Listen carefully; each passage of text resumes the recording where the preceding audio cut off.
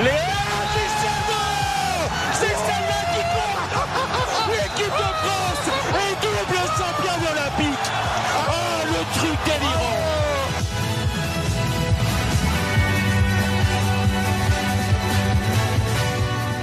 Le Campus Sport Club, tous les mardis soirs, 23h minuit, sur Radio Campus Lille.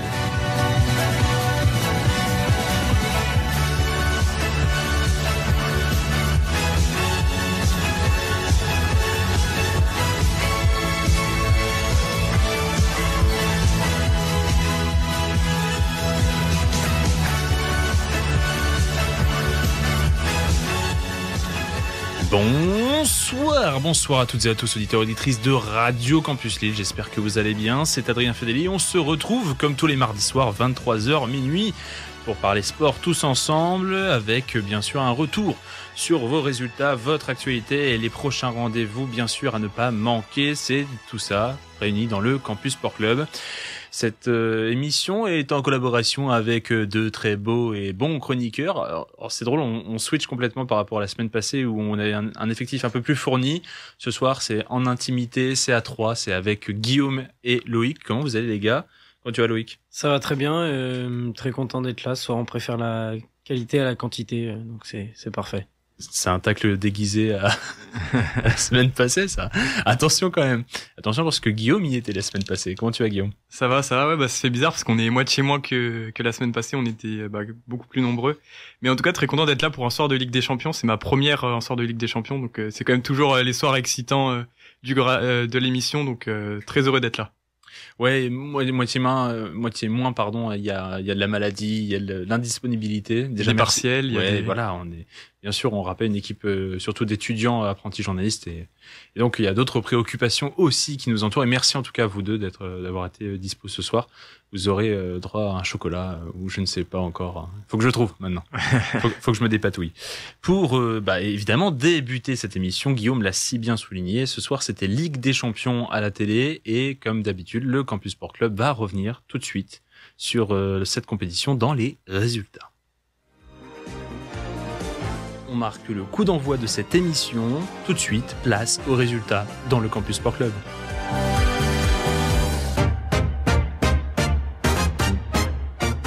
Avec deux clubs français qui étaient engagés ce soir pour le début de cette 6e journée de Ligue des Champions et des résultats pour le coup positifs. Je vérifie quand même, il y a encore un match qui est en train de se jouer entre le club Bruges et Sporting, mais des résultats sont bien tombés entre le PSG qui l'a emporté 3-0 sur la pelouse de Salzbourg, le Paris Saint-Germain qui avait ouvert le score en première période grâce à Gonzalo Ramos de retour en pointe titulaire, le numéro 9, et a concrétisé son avance au score en seconde période grâce à Nuno Mendes, un autre Portugais qui a inscrit le second but parisien à la 72e minute et puis qui s'est assuré enfin une victoire.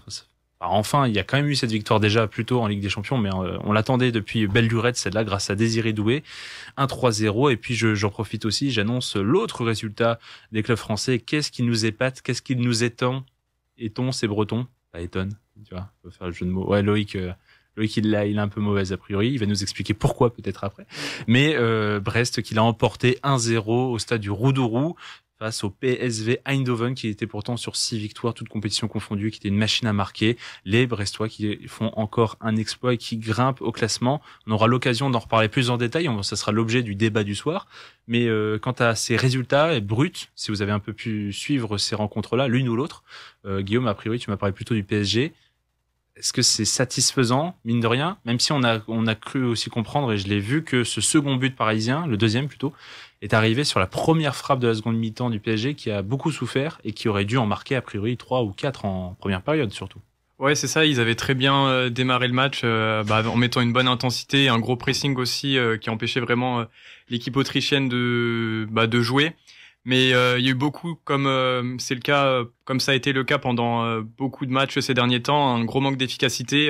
Le gardien autrichien a fait pas mal d'arrêts, mais sur un beau centre de Bradley Barcola, une belle remise d'Achraf Hakimi, Gonzalo Ramos qui faisait, comme tu l'as expliqué tout à l'heure, son retour, a ouvert son compteur en Ligue des Champions avec le PSG. Il avait jamais marqué en Ligue des Champions avec le PSG. Et puis en deuxième mi-temps, ouais, c'était de la possession de balle assez stérile, mais en fin de match, les entrants comme Désiré Doué ont fait quand même la différence. Donc très content pour le PSG, même si on le rappelle, il reste classé 24e et du coup dernier qualifié. Ouais, on viendra sur tout ça en détail tout à l'heure, mais au moins les attaquants, on peut dire les attaquants ont un peu montré d'eux, même si c'est encore Nuno Mendes qui a débloqué la situation. Et pour l'autre côté, Brest 1-0 face au PSV, c'est magnifique pour Brest. Pourquoi toi tu Non, parce que je suis supporter lorientais, forcément. Après, ça fait quand même plaisir pour le football breton. Le coefficient UEFA, donc et le football breton à la limite, donc ça reste positif. Et puis il faut une belle victoire contre une équipe qui est compliquée à jouer. On l'a vu pendant la saison de Ligue des Champions cette année. Ils ont eu chaud les Brestois, mais Bizot fait un énorme match. Et puis ils arrivent à faire le dos rond. Faut l'avouer, ça me fait mal de l'avouer, mais ils sont forts quand même. Grâce à Julien Le Cardinal. Un mot, Guillaume. Ouais, non, mais c'est marrant que du coup, Loïc, qui est supporter de Lorient, ne soit pas plus satisfait que ça de la victoire de Brest, parce que j'ai aussi un ami qui est pour Guingamp, et lui, pareil, il est vraiment pas à fond derrière Brest. J'ai l'impression que toute la France est derrière Brest, à part la Bretagne, donc c'est assez paradoxal, mais en tout cas, ouais, franchement, ils font un super parcours et c'est super kiffant de les suivre cette saison. Ouais. Tout le Finistère Nord reste très content pour Brest. Et puis les Guingampais, je pense que c'est parce que ça se joue dans leur stade, ils auraient bien aimé être à leur place, c'est tout, mais toute la Bretagne est quand même globalement contente. Ouais, Guingamp qui avait eu la Ligue Europa il y a plusieurs saisons de cela, en gagnant la Coupe de la Ligue. Donc ça peut rappeler aussi des beaux souvenirs aux Guingampais. Dans les autres résultats du soir en vitesse, chez les gros, le Bayern Munich l'a emporté face au Shakhtar Donetsk. J'allais dire sur la pelouse du Shakhtar. Non, c'était à Gelsenkirchen, du côté du club de Schalke 04. Mais les Ukrainiens ont perdu donc face au Bayern Munich 5-1, malgré l'ouverture du score, côté ukrainien. Il y a eu aussi la victoire étriquée sur la fin. On l'a vu avec Guillaume sur le gong presque du Bayer Leverkusen à domicile face à l'Inter Milan. L'Inter Milan qui n'avait pas concédé le moindre but encore dans cette édition de la Ligue des Champions et qui a craqué face au Bayer Leverkusen de Xavi Alonso, et le Real Madrid sinon qui l'a emporté 3-2 sur la pelouse de l'Atalanta Bergame grâce à des buts de Mbappé, Bellingham, Vinicius. Le trio d'or du Real était de sortie, mais Mbappé est lui pour le coup sorti en première période a priori pour une gêne musculaire. Est-ce qu'on a eu plus d'infos dans la soirée? Je crois pas. Pas grand chose. J'ai pas encore vu grand chose. On verra peut-être si quelque chose tombe, en tout cas pendant la petite pause musicale. Voilà pour ce qui est de ces résultats Ligue des Champions. On va bien sûr revenir plus tard sur nos clubs français. Là, on va pouvoir attaquer le reste des résultats. Il n'y a pas que la Ligue des Champions dans la vie. On va quand même rester un peu sur le football avec les résultats de Ligue 1. Je vous propose pour commencer, on va revenir sur les matchs importants du week-end. Pour ce qui est notamment des prétendants au titre, on s'est quitté dimanche soir sur une victoire de l'Olympique de Marseille sur la pelouse de l'AS Saint-Etienne, le retour du choc des doyens de Ligue 1. Victoire des Marseillais grâce à un très beau but d'Adrien Rabiot en première période et Mason Greenwood qui sur penalty en s'y prenant par 2 fois après un arrêt de l'Arseneur a confirmé la victoire et la domination des Marseillais qui reprennent 2 points sur Paris qui avait été tenu en échec 0-0 sur la pelouse d'Auxerre avec un immense Donovan Leon dans les cages auxerroises autour d'une 11 arrêts si je dis pas de bêtises, et le PSG qui était dans le mal et qui s'est un peu repris du coup ce soir. Pour ce qui est de nos clubs nordistes, le LOSC l'a emporté face à Brest à domicile 3-1 grâce au doublé de Jonathan David dont un sur penalty et qui marquait pour l'occasion son 100e et 101e but sous les couleurs lilloises, et Jonathan David, le Canadien, qui avait aussi délivré une passe décisive pour son coéquipier islandais Håkon Haraldsson. Et Lens l'a aussi emporté de son côté face à une équipe montpelliéraine qui était dans le dur et qui est encore dans le dur en ce début de saison. Victoire 2-0 à Bollaert de l'Hélice. La Bolascarie avait ouvert le score et ils ont pu profiter d'un petit cafouillage à la fin au tout début même du temps additionnel, un petit cafouillage montpelliérain qui a confirmé aussi la victoire lensoise. Et sinon, samedi, on va noter aussi les victoires de Monaco 2-0 contre Toulouse, du Nice face au Havre 2-1, ou encore de Lyon sur la pelouse d'Angers 3-0, qui restent, eux, logés dans le top 6 du championnat, puisque Paris pointe toujours en tête avec 34 points, suivi de l'OM et Monaco à égalité à 29 points. Lille est juste derrière avec 26, avec Lyon 24, et Nice et Lens se tiennent pour la dernière petite place européenne qui se joue à 23 points et égalité.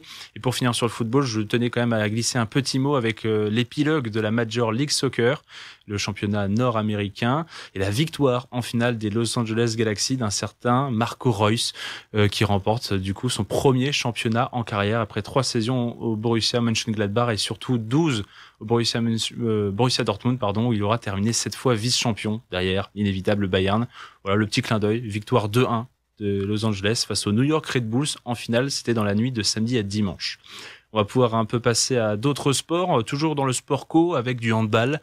Tout à l'heure, c'était France-Hongrie et énième victoire de l'équipe de France dans cet Euro face à des Hongroises devant leur public à Debrecen. Succès 30-27, acquis dans la douleur pour nos Bleus, mais qui leur assure la première place.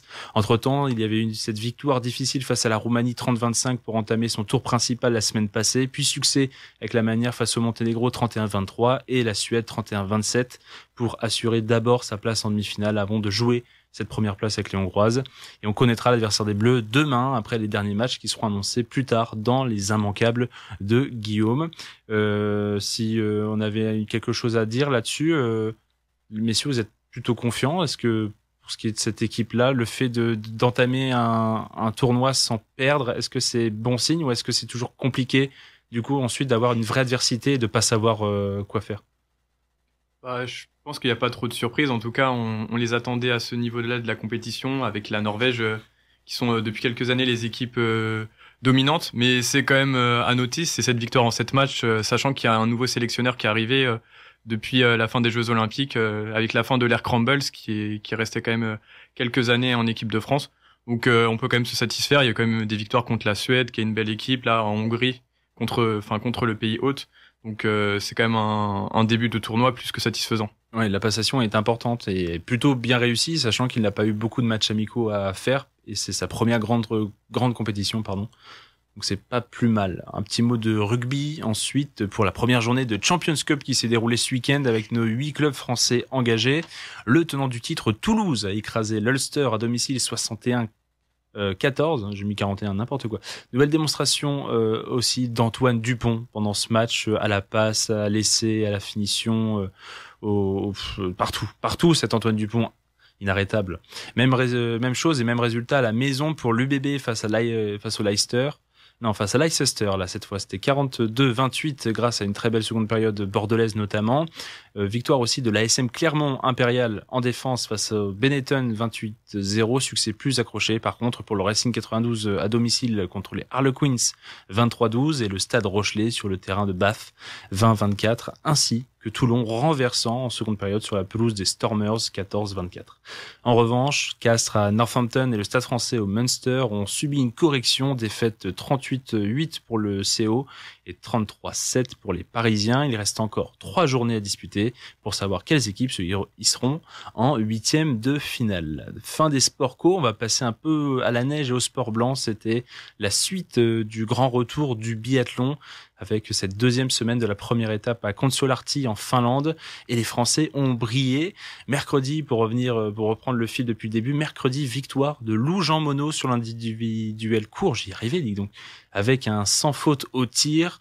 Vendredi, c'est Émilien Jacquelin qui l'a emporté sur le premier sprint de la saison pour un podium sans le moindre norvégien, puisqu'il l'a terminé devant Sebastian Samuelsson et Philippe Navrat.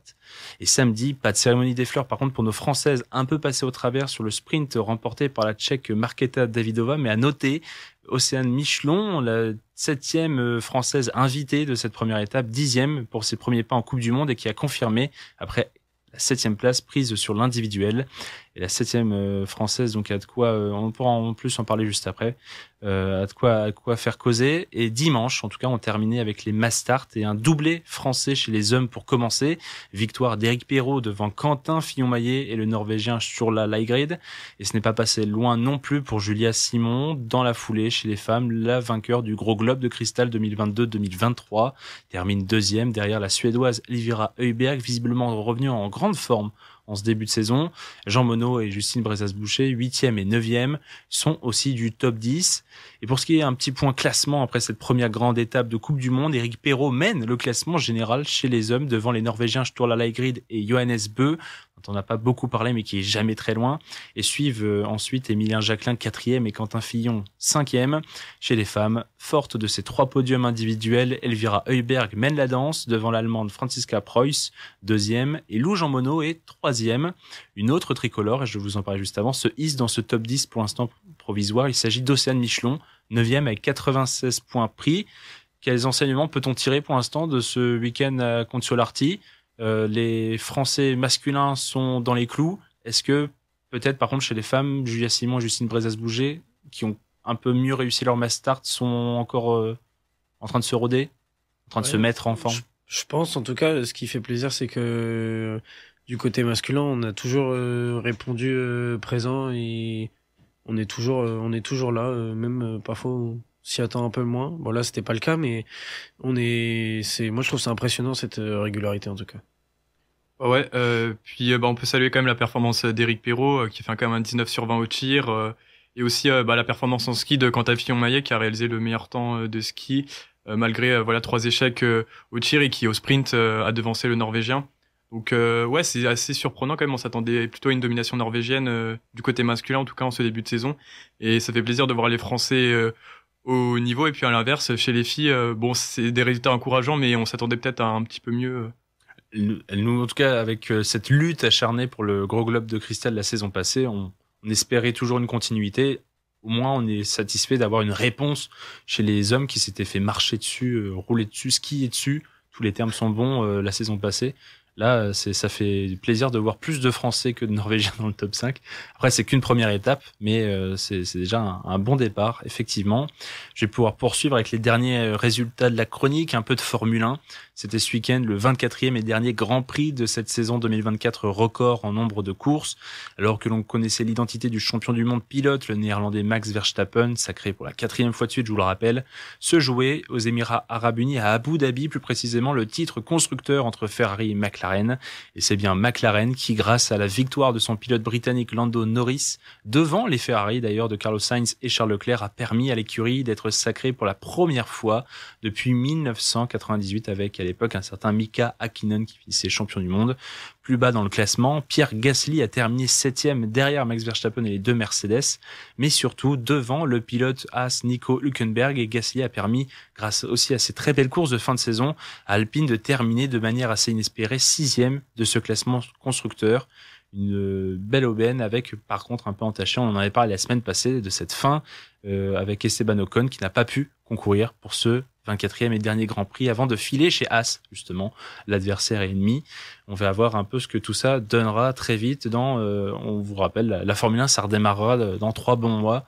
Donc d'ici là, on va pouvoir un peu se reposer. Et puis je finirai avec un petit mot cocorico et MMA. Le Français Cyril Gane l'a emporté par décision des juges tard dans la nuit de samedi à dimanche face au Russe Alexander Volkov. C'était 2 juges à 1, c'était lors de l'UFC 310. Une décision assez critiquée sur les réseaux par le patron de l'UFC en personne, même Dana White, et même par notre Frenchie, désormais à 13 victoires pour 2 défaites et toujours plus proche de contester la ceinture des poids lourds détenue par John Jones. Un petit mot peut-être là-dessus, je sais pas si l'un de vous un peu suivi. Le MMA, c'est toujours compliqué à suivre, encore plus avec les horaires comme ça, mais... C'est sûr que c'est une décision qui peut être contestée quand même. Mais moi, quand maintenant on voit l'état de son pied dès le début du premier round, j'ai envie de tout lui pardonner. Avec des phalanges brisées, etc. Donc, il l'avait dit sur mon premier coup de pied, je me casse un orteil. Ouais, c'est ça, mais il a mis les radios en story Instagram, là. Et c'est impressionnant, il y a tout qui est fracassé, donc moi je lui pardonne tout, je suis très content de le voir s'imposer, surtout son combat précédent, c'était une défaite, ça avait fait beaucoup jaser, hein, c'est très français de retourner sa veste et de critiquer, et là je suis très content qu'il puisse s'imposer et rappeler qu'il est quand même un excellent combattant. Ouais. C'est vrai, ça, notre Cyril, notre bon gamin. Voilà. Et ça me permet de clore ces résultats et d'introduire assez subtilement la première musique du soir. J'ai cherché une musique en lien avec les 2 dernières infos. J'ai réussi à faire un crossover d'infos entre la Formule 1 et le MMA, entre Cyril Gane et Ferrari. J'ai réussi à trouver une chanson d'un groupe qui s'appelle Bon Gamin, que je vais vous faire découvrir. Et Bon Gamin, qui a sorti cette musique avec... qui s'intitule Michael Schumacher. Là, on fait la liaison avec Ferrari et Michael Schumacher, et surtout dans le clip dans lequel est apparu et a participé Cyril Gane. Donc voilà, c'est pour le petit clin d'œil du soir. On s'écoute ça, je vous laisse découvrir, bien sûr, auditeurs, auditrices de Radio Campus Lille. Et on se retrouve juste après pour la suite de ce CSC. À tout de suite. Voilà, de retour en direct sur Radio Campus Lille 106,6 FM. C'était Michael Schumacher de Bon Gamin. C'est juste pour faire la petite lésion avec nos résultats. En tout cas, j'espère que ça vous a plu. Je sais pas du tout ce qu'on en pensait mes chroniqueurs du soir. On écoute Bon Gamin, on stream Bon Gamin. Bah, ouais. Ça date de 2016. Pour la première fois, là, oui, mais... Après Booba la semaine dernière, je trouve que c'est un bon enchaînement. On est dans la continuité du rap ici à Radio Campus. Un peu rap et vous verrez la deuxième est dans une vibe. C'est un peu rap, mais je suis allé chercher dans des pays lointains. Vous verrez. En tout cas, on va pouvoir avancer dans cette émission du Campus Sport Club avec, comme d'habitude, après les résultats et cette première musique, les news présentées par notre ami Guillaume. Vous avez peur d'être passé à côté d'une information importante? Pas d'inquiétude. Les news du Campus Sport Club sont là pour revenir sur l'actualité sportive du moment. Je sais pas pourquoi j'ai dit Guillaume de cette manière-là. Je suis en train de me remettre là. J'ai dit Guillaume. Ça t'a pas choqué, toi? Non, en vrai, non. Non, bah, tout va bien. Tout va bien, Guillaume. Tout va bien, même si tout va pas si bien, puisque on va attaquer ces news avec de l'actualité rugby et de l'actualité qui fait pas très chaud au cœur. Non, avec du coup l'affaire Mendoza. Donc la justice argentine a prononcé ce mardi un non-lieu dans le dossier Oradou Jégou, du nom des 2 joueurs de rugby du 15 de France qui avaient été mis en examen début juillet en Argentine pour viol en violence avec réunion. Pour rappel, une femme de 39 ans accusait Hugo Oradou et Oscar Jégou de l'avoir violé dans la nuit du 6 au 7 juillet à Mendoza, quelques heures après une rencontre entre les Pumas argentins et les Bleus dans la même ville. L'avocate de la plaignante devrait faire appel de cette décision. De son côté, la Fédération française de rugby a partagé sa satisfaction et a confirmé que les 2 joueurs sont potentiellement sélectionnables pour rejouer en équipe de France. Et puis quand c'est pas une affaire autour du viol, c'est des problèmes d'alcool, a priori. Oui, c'est ça, le pilier du MHR, Mohamed Awas, ex-international français, a été interpellé dans la nuit de samedi à dimanche en état d'ivresse au volant de son véhicule. Selon l'équipe, il devrait être mis à pied par son club de Montpellier et sanctionné financièrement. International français à 16 reprises, Mohamed Awas a déjà été condamné 3 fois par la justice pour des faits de cambriolage, de violence conjugale et de violence aggravée. On va pouvoir passer avec un peu de 2 roues de ce fait. Il y en a un qui nous a annoncé la couleur, c'est Tadej Pogačar a priori. C'est ça, le vainqueur du dernier Tour de France débutera sa saison, a annoncé son programme de la saison à venir. Il débutera donc le 17 février prochain lors du Tour UAE, donc aux Émirats Arabes Unis, qu'il n'avait pas fait l'an dernier. Il sera également engagé sur les classiques ardennaises comme la Flèche Wallonne et Liège-Bastogne-Liège, mais aussi les Flandriennes comme Paris-Roubaix. Un programme gourmand donc, mais moins défini qu'il y a un an, car le Slovène ne sait pas encore s'il s'alignera sur le Giro d'Italie en mai prochain ou sur la Vuelta en septembre. Le coureur a annoncé que le Tour de France restait cependant la course la plus importante de sa saison. Le Tour de France avec 100% d'étapes françaises partira de Lille le 5 juillet prochain. Du coup, petite question par rapport à cette info. Selon vous, quelle est la meilleure stratégie à adopter pour Poggi? Faire comme l'an dernier, Giro plus Tour, ou à l'inverse, faire Tour plus Vuelta? Quelle serait sa meilleure option? Non, je suis pas du tout un pro du tennis, mais du cyclisme du coup. Waouh, du cyclisme, pardon. Mais Pogačar, j'aimerais bien le voir en forme sur le Tour, donc pas fatigué, donc peut-être commencer par le Tour. Oui, c'est vrai que le choix du Giro, à mon avis, c'est un peu se rendre le calendrier extrêmement chargé. Et comme tu le dis, moi je note une info surtout, c'est qu'il aurait dans le viseur Paris-Roubaix. Ce qui est quand même fort, parce que quand on est par chez nous, Tadej Pogačar, on sait aussi que comme il a un peu gagné tous les monuments, c'est un peu un des seuls il a jamais participé à Paris-Roubaix, si je me trompe pas. Donc, ça serait sa première participation, et il vise bien sûr une victoire sur chaque monument pour inscrire encore plus son nom en lettres d'or, comme il est maintenant champion du monde. Et sur Paris-Roubaix, franchement, une fois que tu dois taper ton mois de mars et d'avril, si tu dois en plus arriver sur un Giro d'Italie avant le Tour de France, je trouve qu'il est ambitieux. Ouais, ambitieux, mais même c'est se faire violence à ce niveau-là. Après, est-ce qu'il n'est pas un peu sado du cyclisme? De toute façon, pour être cycliste ou sportif de haut niveau, je pense qu'il faut un petit côté sado en vrai. Ouais, se faire violence. Puis on sait aussi que la Vuelta, par contre, c'est largement dans ses cordes. Ouais. Du coup, ce serait peut-être l'objectif pour lui, vu qu'il l'a jamais remporté. Il a déjà fait les 2 autres, donc Il veut cocher de nouvelles cases, j'imagine. Voilà, donc ça, on verra bien ce qu'il fera. On verra bien en tout cas ce Tadej Pogačar là qui nous annonce la couleur, mais qui a aussi été étincelant en 2024 et qui a été récompensé pour ça, Guillaume. C'est ça, vendredi dernier, c'était la cérémonie des vélos d'or. Et donc c'est l'équivalent du Ballon d'Or, en vélo.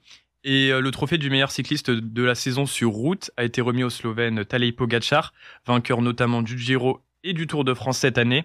Chez les femmes, le trophée est revenu à la championne du monde Lotte Kopecky, la Belge. Côté français, Romain Bardet était désigné meilleur coureur français de la saison. En or en VTT aux Jeux de Paris, Pauline Ferrand-Prévot a remporté le trophée de Daniel Morellon, récompensant le ou la meilleure coureuse française dans les disciplines olympiques en 2024. Enfin, Alexandre Léoté, double médaillé d'or en paracyclisme cet été, s'est vu remettre le trophée de meilleur coureur para-français en 2024. Bon, on alterne un petit peu, j'ai l'impression en CNews entre bonnes infos, mauvaises infos, on replonge vers des moins bonnes infos. Un petit souci pour notre star norvégienne Ingrid Tandrevold. Oula, faut aussi bien le dire celui-là. C'est ça, la Norvégienne a annoncé un forfait de durée indéterminée en raison d'une arythmie cardiaque. Souffrant de crise tachycardie pendant l'individuel et la poursuite à Kontiolahti en Finlande, elle a décidé de se retirer des épreuves de la Mastart féminine qui avait lieu dimanche dernier. Tandrevold, qui a déjà connu ces épisodes, n'a pas encore précisé quand elle pourrait revenir sur le circuit de la Coupe du Monde. Elle met ainsi sa participation en pause pour effectuer de nouveaux tests et se reposer. Ce forfait prive la lutte pour le classement général d'une prétendante de poids, alors que dans le même temps, la tenante du titre, l'italienne Lisa Vitozzi, est absente pour cause de douleurs au dos et que la française Julia Simon connaît un début de saison compliqué physiquement, notamment en raison d'un problème au mollet. Ouais, il y a Julia Simon qui avait pu dire au micro de la chaîne L'Équipe qu'elle avait été vivement encouragée par Tandrevold Bord et qu'elle allait accrocher cette deuxième place pour elle. C'est assez beau et on voit aussi que dans le circuit féminin, parfois, on pourrait s'imaginer des rivalités, mais il y a surtout beaucoup d'entente. C'est un tout petit milieu. Donc c'est plutôt beau tout ça. On va pouvoir attaquer un peu de football quand même. Le ballon rond n'est jamais très très loin. Il y a une grosse rumeur quand même qui commence à prendre du poids avant le mercato d'hiver. C'est ça, ouais, les rumeurs renflent depuis quelques semaines autour de l'international français Paul Pogba, qui a vu sa suspension pour dopage réduite de 4 ans à 18 mois par le tribunal arbitral du sport. Le joueur a également mis fin à son contrat avec son ancien club, du coup la Juventus de Turin. Il est donc libre de s'engager où il le souhaite. Les dirigeants marseillais Pablo Longoria ainsi que le conseiller sportif Mehdi Benassia aiment ce genre de coup. Il l'avait fait notamment avec Adrien Rabiot, arrivé en septembre sur la Canebière, libre de tout contrat. Si Benassia entretient des contacts avec le joueur qu'il apprécie et connaît depuis plusieurs années, il ne souhaite pas que ce dossier parasite la saison du club olympien. De plus, aucune discussion concrète n'a encore eu lieu pour le moment entre les deux parties. Un autre mot de football, et c'est une question de tirage au sort, et ça concerne cette fois le Paris Saint-Germain. C'est ça, organisé du 15 juin au 13 juillet 2025 aux États-Unis, le tirage au sort de la phase de groupe de la Coupe du Monde des clubs a livré son verdict. Les 32 équipes, donc on le rappelle, 12 clubs européens, 6 clubs sud-américains, 4 clubs africains, 5 clubs d'Amérique du Nord et centrale, et 4 clubs du Moyen-Orient, et encore un autre club d'Océanie, ont été répartis en 8 groupes de 4. Le seul représentant français, le Paris Saint-Germain, retrouvera son collègue européen, l'Atlético Madrid, les Brésiliens de Botafogo, récemment vainqueurs de la Ligue des Champions sud-américaine, et le club américain de Seattle Sounders. À l'issue de cette phase de poule, les 2 premiers de chaque groupe participeront au 8e de finale sur le même format qu'une Coupe du Monde classique. Cette nouvelle compétition sera à suivre gratuitement sur la plateforme DAZN. Oui, et c'est l'occasion aussi de lancer un autre débat. Est-ce que vous êtes excité par cette compétition qui sera en plus diffusée gratuitement en France et même partout dans le monde? Qu'est-ce que vous en pensez? On est encore un peu loin de l'échéance, mais est-ce que vous êtes hypé? Peut-être une conflit avec le calendrier. Ouais, voir si ça nous excite ou pas. C'est ça. Bah déjà gratuitement par DAZN, ça me fait un petit peu rire. C'est un peu paradoxal. Ouais. Et puis ensuite. Après c'est DAZN international qui a dû acter ça, hein, pas DAZN France. Hein, ouais, je sans doute. Et puis non, moi ça m'emballe pas trop. Ça arrive juste après la finale de Ligue des Champions, si je me trompe pas. Ouais, c'est pas quelques temps après quand même. On a un tout petit peu de répit, mais 15 juin, 13 juillet surtout, ça vient sur cette période normalement dite de pause. Voilà. Où un peu tout le monde est en vacances. C'est les premières rumeurs du mercato. Donc, et ça vient carrément marcher sur le mercato des grands, en tout cas des grands championnats européens. Et puis, est-ce que les joueurs seront concernés ou ça fera un petit peu une Ligue des Nations numéro bis? Je sais pas trop. Est-ce que c'est vraiment pertinent? Les joueurs seront un petit peu déjà passés à autre chose, pleine période de mercato, donc peut-être un petit peu aussi la tête ailleurs pour certains. Moi, je comprends pas trop cette compétition. Enfin, elle me hype pas énormément en tout cas. Est-ce que ça peut pas justement permettre à d'autres joueurs de gros clubs, enfin, en tout cas, je parle de nos gros clubs européens peut-être plus, d'avoir justement ce temps de jeu de pré-saison, ceux qui n'ont pas eu l'occasion d'être trop intégrés au groupe pro? Parce que je vois mal le Paris Saint-Germain garder ses stars et dire non les cocos, vous jouez encore mi-juin s'il vous plaît. Bah ouais, je sais pas. Ouais, après ça pourrait aussi permettre de mettre en lumière des clubs qu'on ne voit pas du tout, comme les clubs sud-américains, les clubs africains, les clubs asiatiques, et de découvrir de nouveaux joueurs qui sont pleins de potentiel. Et après, je pense que c'est comme tout, là forcément c'est loin et on a ça, c'est nouveau, c'est comme le nouveau format de la Ligue des Champions, on regarde ça un peu avec des gros yeux. Mais après, une fois que la compétition est lancée, je dis pas que ça aura la hype d'une Ligue des Champions classique, mais je pense que ça quand même suscitera, plus les tours passeront, plus ça pourra susciter quand même de l'enjeu. Le format Coupe du Monde, d'ailleurs, vous trouvez que c'est judicieux? Plutôt que de démarrer sur tout de suite des 16e et de faire 16e, 8e, enfin. Ça aurait pu être sympa direct 16e, puis comme ça les équipes qui sortent direct vont en vacances, quoi, vont en repos. Donc ça aurait pu être pas mal, mais Oui, c'est aussi une manière en fait de s'accaparer et de mettre du suspense. Ouais, c'est ça. Mais pour revenir sur la pré-saison, comme tu disais tout à l'heure, je trouve que ça fait tôt quand même pour une pré-saison. Si ça commence maintenant à ces dates-là, faudrait décaler les championnats, peut-être, je sais pas du tout, mais c'est vrai que c'est un peu bizarre. Encore plus la fin qui est le 13 juillet, ça fait.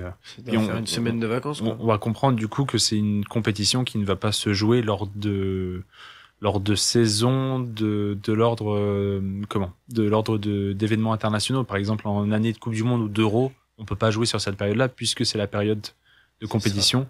Mais les joueurs seraient peut-être quand même plus satisfaits de rien faire et de justement savoir que les années d'après, les internationaux vont être appelés à jouer à ce moment-là. Ouais, on va voir. On va surtout voir à quel point les joueurs et les clubs sont investis.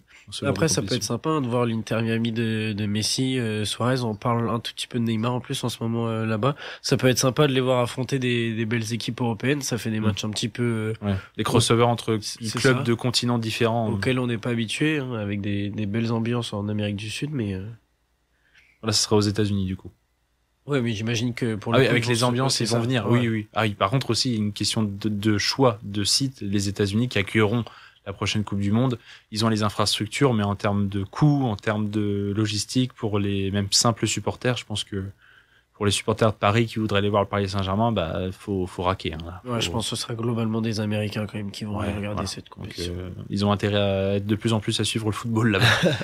Bon, ils ont été bien aidés avec la MLS. Et puis on finit un tout petit mot, Guillaume, avant d'attaquer le débat, sur de l'athlétisme, une info qui était tombée la semaine passée.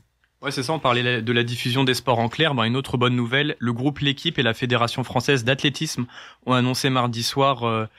mardi de la semaine dernière, du coup, un nouveau contrat de diffusion jusqu'en 2028 avec 65 événements par saison, dont les compétitions nationales, donc ça comprend les championnats de France par exemple, mais aussi la Ligue de Diamant, la compétition reine de l'athlétisme.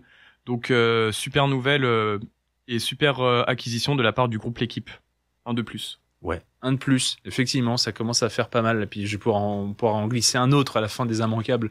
Qu'on a noté quelque part. Merci beaucoup en tout cas Guillaume pour ces news. On va pouvoir passer quelques minutes à revenir, comme je l'avais introduit en tout début, des résultats sur le débat du soir avec un peu Ligue des Champions, encore un peu de foot, puisque c'est le moment de faire un bon petit bilan. On approche de cette fin de cette nouvelle phase de Ligue, qu'on découvre aussi de ce nouveau format avec du coup ses avantages et ses inconvénients, et on va parler surtout de nos 4 clubs français. Alors il y en a 2 qui ont joué ce soir, on va peut-être commencer par eux, puisqu'on sait déjà un peu plus qu'il en est. Commencer par le Paris Saint-Germain, qui a gagné ce soir 3-0 pour rappel, et qui du coup pointe la 24e place, et qui est pour l'instant provisoirement qualifié pour la suite de cette compétition. Mais ça se joue à des pacotilles. Ils cumulent 7 points en 6 matchs, ils sont à égalité avec le Feyenoord qui n'a pas encore joué, qui jouera demain soir.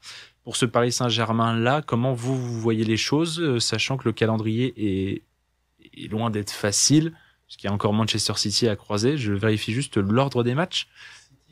Le 22 janvier, je crois bien. Et Stuttgart c'est ça, là-bas. c'est ça. Oui. Alors, sachant que, précision, là, on aborde en plus ce bilan à cette 6e journée parce que les 7e et 8e journées vont tomber coup sur coup. Ça sera le 21-22 janvier, la 7e journée, et le 29 janvier, le multiplex. Alors là, ça va être pépite. Un multiplex de fou de 18 rencontres pour savoir qui seront les derniers et ultimes qualifiés. Et en l'occurrence, comme tu disais, oui, Stuttgart, ça sera d'abord la réception de Manchester City, et lors du multiplex, ce sera un déplacement à Stuttgart. Alors, du coup, ce Paris Saint-Germain-là qui est quand même vachement sur la sellette, hein. Malgré sa victoire du soir. Ouais, c'est là qu'on se rend compte. Heureusement qu'ils ont gagné ce soir quand même. Et puis, à voir aussi en fonction de leur état de forme. L'état de forme de Ramos, qui pour moi est très important dans cette équipe. Et puis l'état de forme de City aussi, dans lequel ils se déplaceront au parc si jamais ils sont revenus à un niveau qu'on a connu les dernières années, ou s'ils sont un petit peu en difficulté comme en ce moment. Sachant que janvier, c'est loin, hein. Ouais. Entre-temps. Il y a le Boxing Day pour les équipes anglaises, donc ça peut être bien pour le PSG, ça. Ouais, c'est vrai. Alors peut-être du coup situation complètement opposée et magnifique pour Brest, le Stade brestois, qui, si j'en crois mon petit classement, est 5e de cette Ligue des Champions.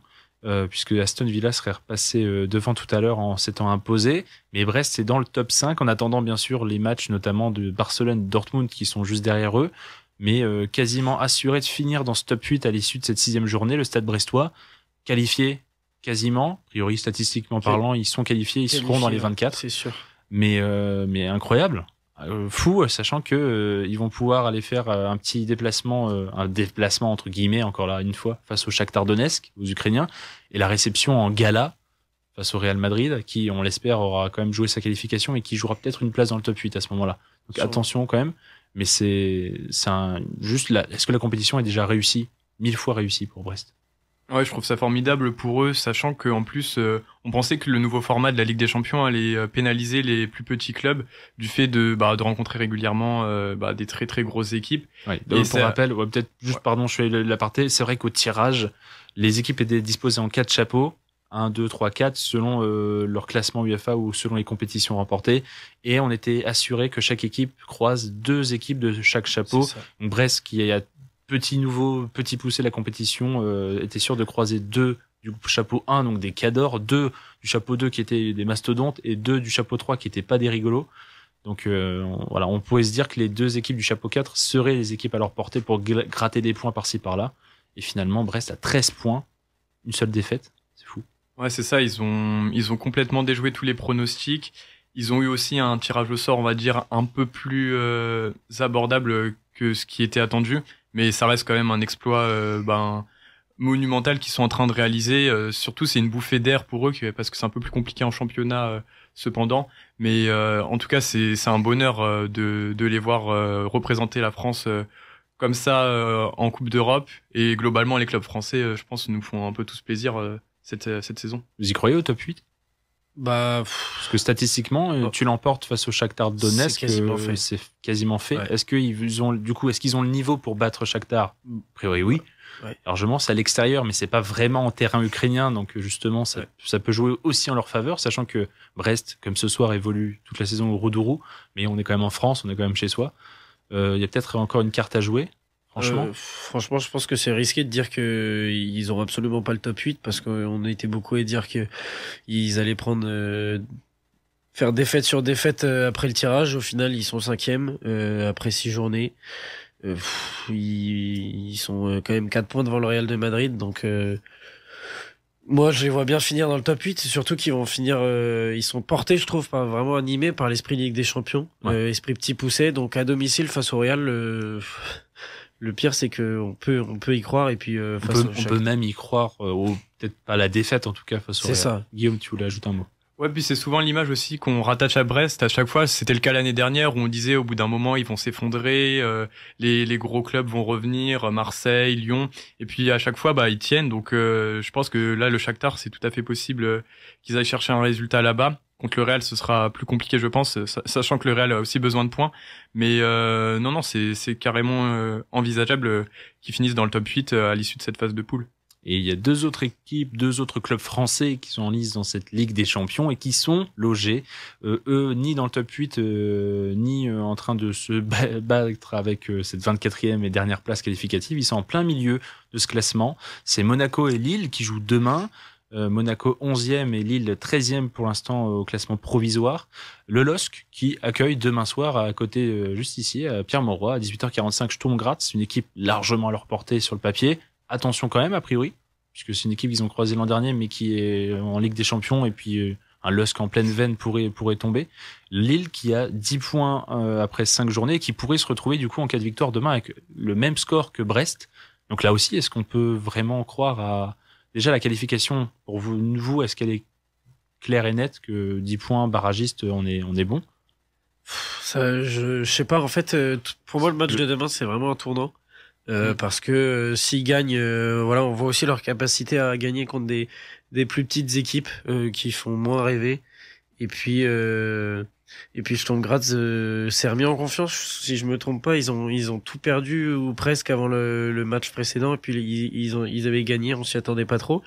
Donc ils vont venir un peu décomplexer à Lille, je pense. Et puis Lille peut-être, enfin surtout pas les prendre de haut.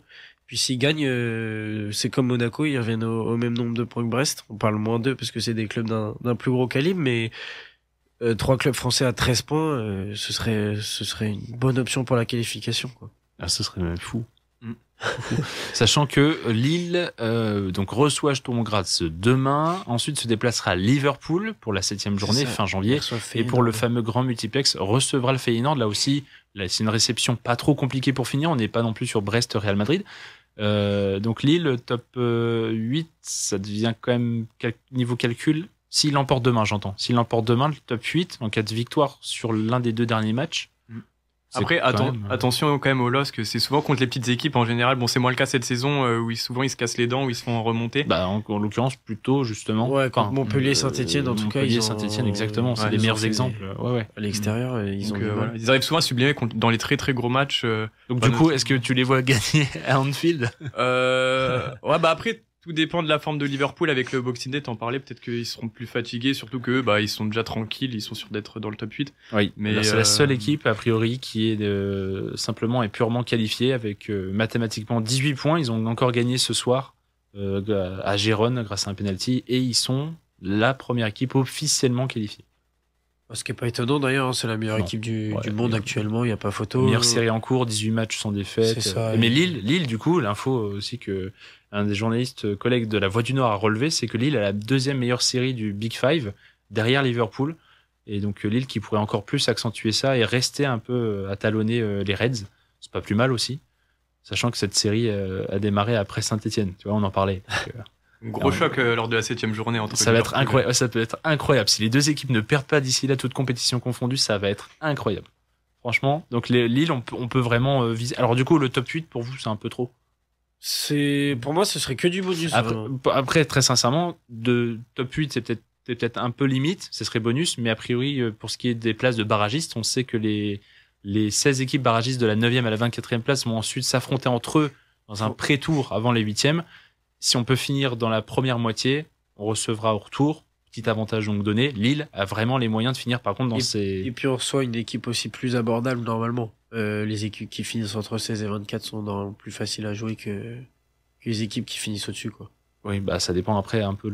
On va voir le classement. Hein. Il est vraiment. De toute façon, je pense que c'est dur de prédire. Avant la 7e journée, déjà qu'on regarde demain, mais avant la fin de la 7e journée, celui qui arrive à m'annoncer des futurs duels. Ouais, puis même, je pense que le multiplex, ça va être assez. Le classement va faire que changer, donc. Je pense que c'est vraiment sur le multiplex qu'on va voir les vraies conséquences de ce format-là. Ouais, c'est ça. Finalement, mais on devrait faire que des multiplex en fait. Bah ouais. 6 journées, tu reviens 6 journées, mais tu fais que des multiplex. Je trouve ça pas mal aussi, juste pour la dernière journée. Ouais, aussi. Parce que ça met vraiment. Ça crée la rareté, ça crée l'événement. Ouais, puis les équipes vont pas trop savoir qu'il y aura pas de calcul, quoi. Ouais. Je pense. Ah ouais, là clairement, t'as pas le temps. Hein.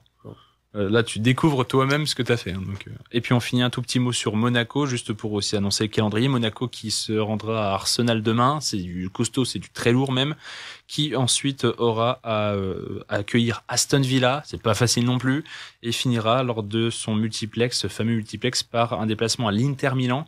À savoir aussi que les Monégasques auront à jouer dans leur calendrier, en plus de ça, Coupe de France, Ligue 1, mais aussi le Trophée des Champions contre Paris.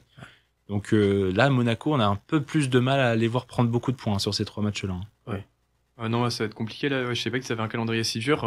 Même Aston Villa, ils sont très bien classés. Ouais. On va dire, il y a que Aston Villa où tu es en mesure de peut-être vraiment prendre 3 points. Ouais, puis Aston Villa, Aston Villa en Ligue des Champions, c'est costaud cette année, c'est 3e là. Aston Villa, ouais, exactement. Ils sont partis gagner à Leipzig là, si je me trompe pas. J'ai vu but de. Ouais. Ils ont gagné 85e. Après Leipzig, c'est vraiment compliqué cette année, mais. Aston Villa, c'est nul contre la Juve. Il y a eu juste une contre-performance un peu inexplicable sur le terrain du club Bruges. Exactement. Ils ont après battu Bologne et ils ont battu le Bayern Munich 1-0. Ouais. Un Bayern qui s'était pas encore trouvé aussi en début de saison, mais Aston Villa est là. Aston Villa est là. Non, puis après, il joue l'Inter, qui vient d'encaisser son premier but. En fait, il joue le top 5 de la Ligue des Champions. Arsenal aussi. C'est ça. Jusqu'à la fin de saison. Donc là, Monaco, on va un peu quand même croiser les doigts, mais la qualification est quasiment assurée avec 10 points et après 5 journées. S'ils pouvaient peut-être éviter de trop chuter, trop tomber, comme on l'a dit dans ces places de barragistes. Ouais, s'ils pouvaient survivre en quelque sorte. S'ils prennent au moins 3 points sur 9, je pense que c'est fait. Ouais, mais il faut gagner. Ça va être très dur. Ça va être très très dur. Bon, il y a de quoi quand même se réjouir, en tout cas pour ces clubs français, à part le Paris Saint-Germain. Et ça, on verra plus tard. Un petit air, on parlait Ligue des Champions. Je vais mettre quelques minutes quand même de cette musique, mais après, il faudra vite attaquer la fin d'émission. À force de mettre Queen et le thème de la Ligue des Champions original, je suis allé chercher autre chose et je suis allé voir du côté de la Ligue des Champions féminine. On va un peu changer quand même. Avec cette petite musique que je vous propose, c'est d'un artiste zambien dont je vais retrouver le nom juste après. Vous m'excuserez. À tout de suite. Un petit air de Ligue des Champions féminine. J'ai retrouvé le nom de l'artiste, vous m'excuserez. C'est 76 Drums. Bon, 76, j'imagine qu'il faut pas le dire à la française, mais je le dis ainsi. Voilà, c'est petit air et on va pouvoir attaquer la suite et fin de cette émission du Campus Sport Club, toujours en direct sur Radio Campus Lille 106,6. Et là, on va pouvoir passer à la petite chronique de Loïc du soir, un portrait sur un grand navigateur, je dirais même un roi. Personnalité marquante, sportif hors norme, athlète qui performe ou qui déçoit, c'est l'heure du portrait dans le Campus Sport Club. Ouais, Loïc qui va nous parler d'un certain Jean qui en ce moment est perdu en pleine mer. C'est ça. Faut nous expliquer tout ça, Loïc. Ouais, je vais essayer. Effectivement, je sais parler d'autre chose que de foot. Ce soir, j'ai décidé de vous parler de Jean Le Cam, comme vous avez pu le deviner. Pour commencer, c'est compliqué. Par où commencer? C'est avec le natif de Quimper qui est né le 27 avril 1959. Il navigue très jeune avec sa mère, notamment avec qui il se rend au Glénan, un archipel breton. Je sais pas si vous connaissez, qui est complètement paradisiaque, comme toute la région d'ailleurs. Et puis il débute les compétitions relativement jeune, puisqu'il participe à des régates dès l'âge de 14 ans. Il sera plus accompagné de son père cette fois. Et puis, comme un symbole, il effectue son service militaire dans l'équipage d'Éric Tabarly, une star française de la voile dans les années 80-90. Et puis, il se retrouve aussi équipier aux côtés de Michel Desjoyaux, lui aussi bien connu du milieu et double vainqueur du Vendée Globe. Donc, un équipage composé de 3 légendes de la voile française, mais on ne le savait pas encore. Il commence à révéler son sens marin et son talent sur la solitaire du Figaro en 1978, à seulement 19 ans, où il termine 11e avec un bateau, pour l'anecdote, qui lui est prêté et puis qui est préparé vraiment quelques jours avant la course. Donc c'est vraiment un exploit. Et puis il en fait ensuite une de ses courses favorites, puisqu'il s'impose 3 fois. En 1994, 96 et 99. Le triplé, c'est la marque des grands marins. Jérémy Bayou, actuellement sur Charal. Armel Leclerc qui a gagné le Vendée Globe aussi. Et puis sa marque de fabrique, c'est pas seulement sa fameuse touffe de cheveux bruns, mais c'est surtout le Vendée Globe. Première participation en 2004 sur le bateau Buondel. Il termine 2e. On l'attendait pas forcément là. Il arrive seulement 7 heures après Vincent Rio à la suite d'une lutte acharnée. Il avait pourtant passé le Cap Horn en premier. Revanchard, il retourne faire le tour du monde en 2008 avec le même bateau. Cette fois sous le nom de VM Metario, mais il joue de nouveau les avant-postes. Et puis le Cap Horn, pour préciser, c'est le point le plus austral de l'Amérique du Sud. Il l'avait vu passer premier l'édition précédente. Là, c'est une autre histoire. Il perd son bulbe de kill, etc. Bref, il finit sans bateau. Et puis heureusement, Vincent Rio réussit à le récupérer et se voit contraint d'abandonner parce qu'il casse son bateau dans la main d'œuvre. Et puis, pour la petite anecdote, Vincent Rio sera classé 3e de ce Vendée Globe pour l'honneur d'avoir récupéré Jean Le Cam. Jamais traumatisé par l'expérience et par la mer. Jean Le Cam, nouveau de la partie en 2012, où il termine 5e. Ils vont vivre avec Jean Riot des moments plus heureux que lorsqu'ils ont dû tous les deux abandonner le Vendée Globe, puisqu'ils remportent ensemble la Transat Jacques Vabre, qui est une course transatlantique en double en 2013. Donc il ajoute ça à son palmarès. En plus, en 2014, il va gagner la Barcelona World Race, en 2014. Donc il est titré champion du monde IMOCA. Et puis encore Vendée Globe en 2016, en 2020, 2020 édition de laquelle où il finit 4e avec un bateau pas forcément taillé pour faire 4e. Il a notamment aidé Damien Seguin. Je sais pas si vous savez qui c'est. Non. C'est le skipper du Vendée Globe qui est manchot. Oh, ok. Voilà. Il avait notamment aussi secouru Kevin Escoffier, qui avait passé près de 12 heures dans son radeau de survie. C'était un petit moment de stress pendant ce Vendée Globe. Donc ça restera dans les mémoires, mais aussi parce qu'il a été un bon révélateur de la personne humaine de Jean Le Cam. En effet, après avoir franchi la ligne, on apprend que le marin, âgé de 61 ans quand même, finit la course avec une côte cassée, et puis on a quelques images de sa coque qui était complètement délaminée, alors que beaucoup le voyaient arrêté. AG marqué par la dernière édition, le Roi Jean ne finit pas de surprendre et s'aligne pour l'édition 2024-2025. Encore une fois, c'est un petit peu sa marque de fabrique sur un bateau sans foil. Pour les auditeurs qui ne sont pas forcément des pros, les foils, c'est une surface portante immergée et son rôle, c'est de soulever partiellement ou totalement la coque hors de l'eau. Ça permet vraiment de gagner en vitesse. Et là, on est où un peu ce Jean Le Cam là maintenant dans ce Vendée Globe? C'est assez fort ce qu'il fait après un début très très impressionnant. Il a fait un choix de course énorme où il a mené même la course dans la première semaine. Là, il se classe 18e. Alors ça peut paraître un petit peu triste comme ça, mais il faut voir plus loin. En fait, il est le premier des bateaux sans foil. Et là, cette édition du Vendée Globe, elle pose question vraiment s'il faudrait pas faire une course avec foil, une course sans foil, tant les écarts s'agrandissent. Premier des bateaux sans foil, donc c'est incroyable. Et puis c'est vraiment une course dans la course. Et puis c'est pas seulement mon humble avis de reconnaître un phénomène dans la personne. Benjamin Ferré, concurrent sur cette édition, l'a comparé là récemment dans un audio avec un vieil éléphant doué d'une mémoire immense et qui trace sa route avec tous ses souvenirs, tandis que les jeunes comme des chiens s'engouffrent dans les dépressions et se font chahuter.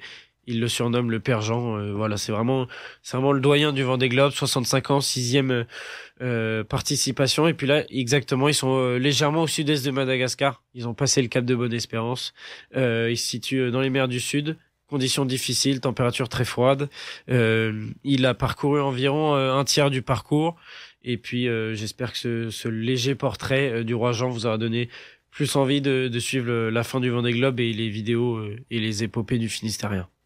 Merci Loïc pour ce petit portrait du Roi Jean, ce Jean Le Cam, qui on pourra aller revoir un peu tout ça, même ses éditions passées. Il reste quelques instants, quelques temps. Mon petit Guillaume, on va passer même pas de jingle, tu nous excuseras, avec ton beau jingle pourtant. T'as quelques immanquables quand même pour finir cette émission Ouais, les petits immanquables quand même de la semaine. Donc c'est la suite de la 6e journée de la Ligue des Champions demain soir, avec côté français Lille et Monaco. Le LOSC accueillera à 18h45 les Autrichiens de Sturmgratz pour tenter d'assurer quasiment leur qualification pour la suite de la compétition. De son côté, les Monégasques se déplaceront sur la pelouse d'Arsenal de l'Emirates pour y affronter Arsenal. Ailleurs, ce mercredi soir, le Borussia Dortmund recevra le FC Barcelone au Siadi Una Park. Même heure pour l'autre duel de mastodonte de la soirée entre la Juventus de Turin et Manchester City. En crise ces dernières semaines, tous ces matchs sont à suivre sur les antennes du groupe Canal+. Petit mot de Ligue 1. Avec les affiches du week-end à suivre de près. Ça commence fort avec samedi à 17h un duel de haut de tableau entre l'Olympique de Marseille et le LOSC. Puis le RC Lens se rendra à 19h sur la pelouse d'Auxerre. Enfin, troisième affiche entre cadors de Ligue 1, un petit PSG-OL en clôture de cette 15e journée de Ligue 1. Hand féminin.